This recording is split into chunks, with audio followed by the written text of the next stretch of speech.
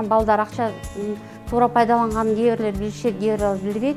Ошон себептен ушу программаны туура деп эсептейм да. Балдар көп нерсени алып билип атышат, кантип акчаны үнөмдөш керек, кантип акчаны пайдаланыш керек, күнүмдүк короткон акчалардын дагы туура эмес жагын пайдалангандары бар экен.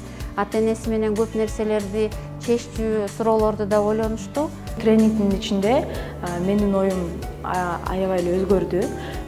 Мурун акчаны кантип колдонгонду билчү эмесмин. 2 күндүн ичинде бизге тренерлерибиз үйрөтүп, оюбузду өзгөрттү.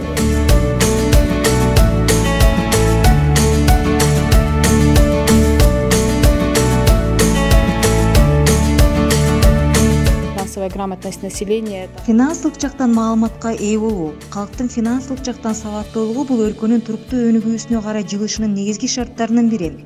Анткени финансылык жактан сабаттуу калк, жаштар болбосо бизде өнүгүү болбойт. Биз акча таба албай же аны андан ары сарамжалдуу жумшай албай калабыз. Бул жаатта быйыл бир топ иштерди аткарып жатабыз. Биз Кыргызстандын улуттук банкы менен иштешип жатканыбызга өзгөчө кубанычтабыз. Бул мекеме биз үчүн абдан маанилүү өнөктөш болуп саналат.